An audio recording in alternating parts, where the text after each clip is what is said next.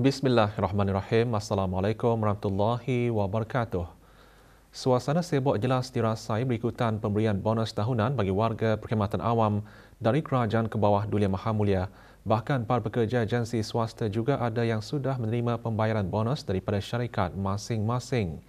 Kegembiraan pembayaran bonus bukan sekadar pemberian wang namun sebagai motivasi untuk terus memberikan khidmat yang terbaik.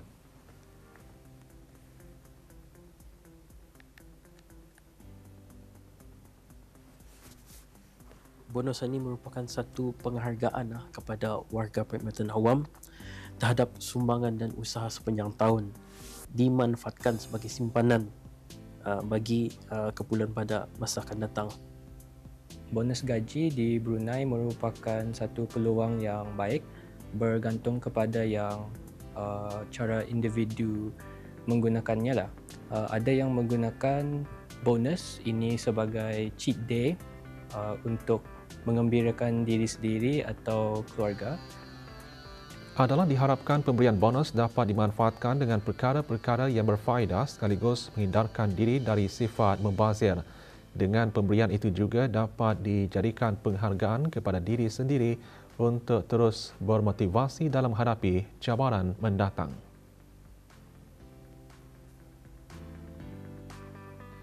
Pandangan saya, tujuan bonus ini bagi saya lah, saya simpan dulu, belanjanya kemudian.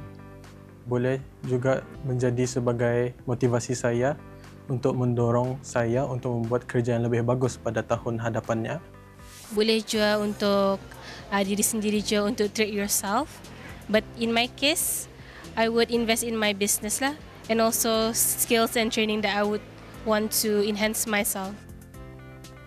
Penerimaan bonus juga dimanfaatkan dengan sebaiknya oleh beberapa buah premis perniagaan dan perusahaan dengan menawarkan barang kelengkapan persekolahan dengan harga yang berpatutan sedikit sebanyak dapat membantu ibu bapa atau penjaga menyediakan persiapan untuk anak kembali ke sekolah pada saat-saat akhir memandangkan sesi persekolahan baharu yang akan menjelang tidak lama lagi. Pihak kami telah menyediakan stok yang mencukupi bagi memenuhi kehendak para pelanggan yang mencari keperluan buku-buku sekolah, alat tulis dan pakaian sekolah. Bagi mereka yang ingin mencari kasut sekolah di kedai kami, ada menawarkan berbagai saiz kasut dari umur 5 tahun hingga sekolah menengah. Pihak kami telah menyediakan stok yang mencukupi bagi memenuhi kehendak para pelanggan yang mencari keperluan buku-buku, buku sekolah dan pakaian sekolah.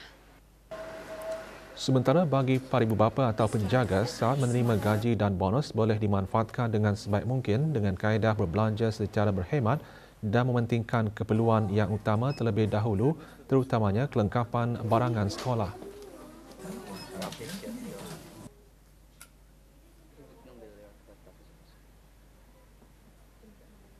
Alhamdulillah, time bonus ini kami dahulukan untuk membeli macam barang-barang keperluan sekolah anak. Selepas itu baru kami mikirkan barang yang lain lagi lah. Alhamdulillah, dengan kesempatan bonus ini kami dapat membayar keperluan sekolah yang sudah kami tempah lebih awal. Kemudian baru kami memikirkan hal-hal yang lain seperti keperluan harian. Kebangsaan negara Brunei Darussalam merupakan salah satu pengisian baharu yang diketengahkan dan sebagai sebahagian daripada Pesta Disember Brunei. Ia dijangka dapat memperkasa seni muzik tempatan, memupuk penghayatan seni dan budaya. Dalam wawancara rampai pagi, pemangku Ketua Bahagian Perbandaran Kementerian Hal Ehwal Dalam Negeri mengalu-alukan orang ramai untuk hadir memeriahkan persembahan tersebut Sabtu ini 27 Disember bermula pukul 8 malam di kawasan Pusing Keliling berhadapan bangunan Hub Tenaga Dermaga Diraja Bandar Seri Begawan. Orang ramai juga dinasihatkan untuk menjaga keselamatan bersama termasuk meletakkan kereta di tempat-tempat yang dibenarkan. Untuk sama-sama menjaga kebersihan dan keindahan Bandar Seri Begawan, pusat bandar, sampah, kawalan untuk membuang sampah jangan dibuang merata-rata, buang di tempat yang disediakan dan ditetapkan. Untuk menjaga keselamatan masing-masing, harta benda masing-masing. And then untuk mematuhi arahan-arahan petugas dan pihak penganjur sepanjang acara berlangsung. Selaras dengan misinya untuk berkhidmat, membantu dan memperkukuh komuniti, inisiatif membina masyarakat lebih inklusif oleh sebuah organisasi tidak berasaskan keuntungan telah berupaya membantu keluarga kurang bernasib baik dan golongan berkeperluan khas. Apakah program-program yang dilaksanakan bagi membantu golongan berkenaan? Pewarta RTB Muhammad Daud Haji Tuah ada laporannya.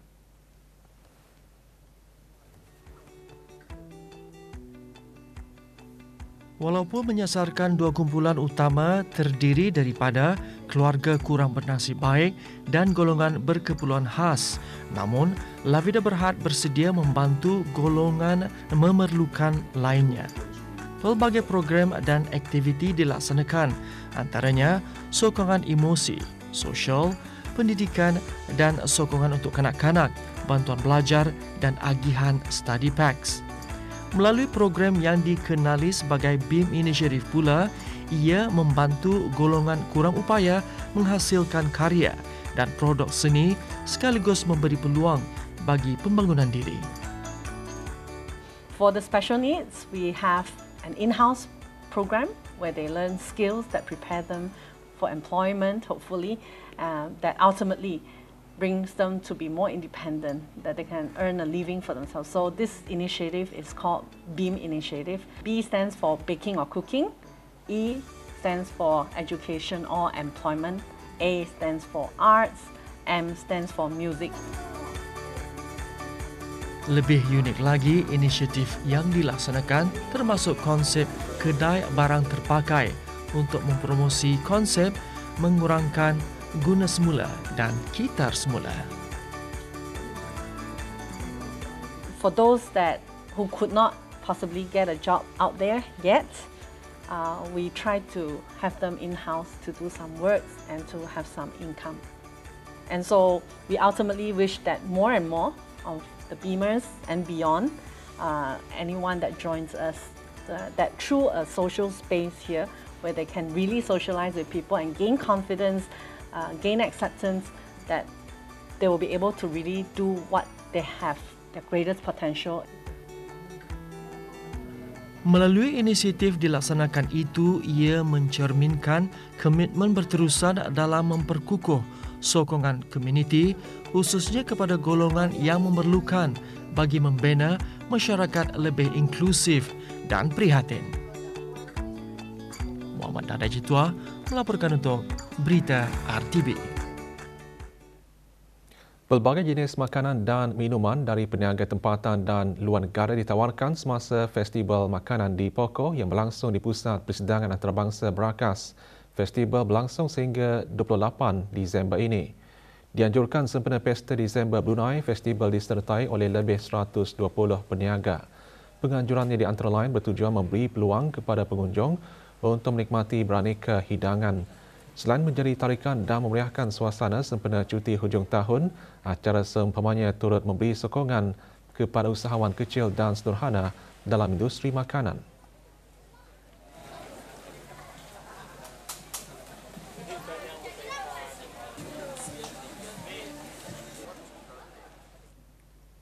Sempena Pesta Disember Brunei, One City Event and Marketing mengadakan bazar makanan kedua One City selama 5 hari di pusat membeli belah berkenaan di Kampung Salam Bigar.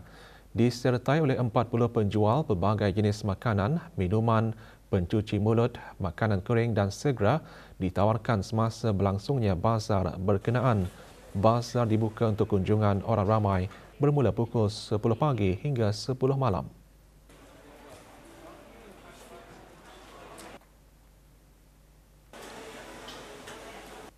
Dengan join bazar ini, kami boleh mengeksposkan lagi kami punya jualan sambil-sambil itu untuk memeriahkan lagi suasana di One City ini lah. Harapan kami supaya banyak yang kemari lagi lah. I think it's a very good opportunity for our restaurant because like we do sell a lot of like a combo of like Thai food, Indonesian food and also the Bruneian food. I hope people get to know our restaurant more, like people recognize status and then people will come enjoy. Mengekspos kami punya barang-barang dari Thailand. Ini yang makanan, selain dari makanan ada juga bakul yang ada di sana. dan juga ini bag-bag menyenangkan orang customer kami yang menginginkan barang-barang ini. Ingin merasai pengalaman mencabar dengan memandu kenderaan pacuan 4 roda sambil meneroka keindahan alam semula jadi, anda boleh merasainya dengan menyertai aktiviti lasak All Terrain Vehicle atau ATV di kawasan Taman Agri Katimahar. Perinciannya bersama pewarta RTV Zulfadli Haji Kasim.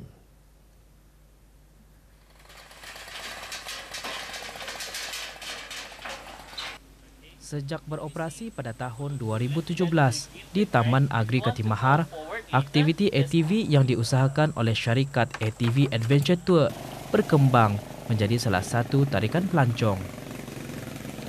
Bagi menyokong aktiviti ATV dan pelbagai perkhidmatan lain, 10 pekerja tempatan bersedia membantu pengunjung. Kebiasaannya, aktiviti ATV mengambil masa sekitar 2 jam atau lebih bergantung kepada laluan dipilih.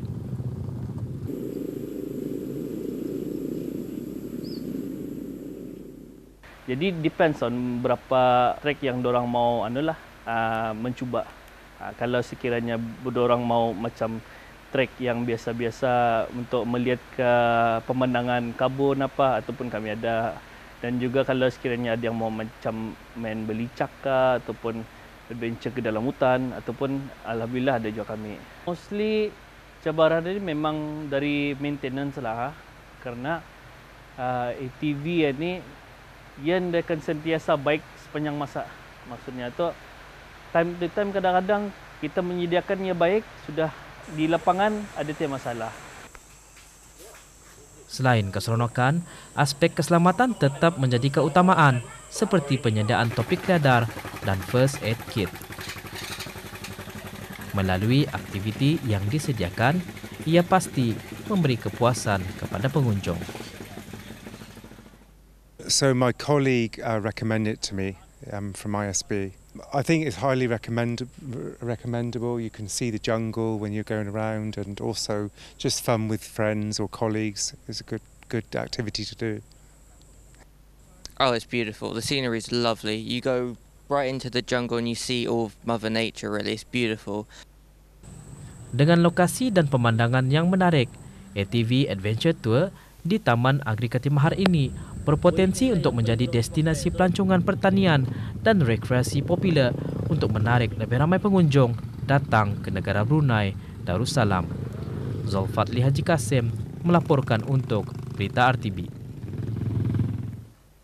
Penutupan sementara sepenuh jalan di sebahagian Jalan Setia Pahlawan dilanjutkan pada 29 Disember hingga 30 Disember.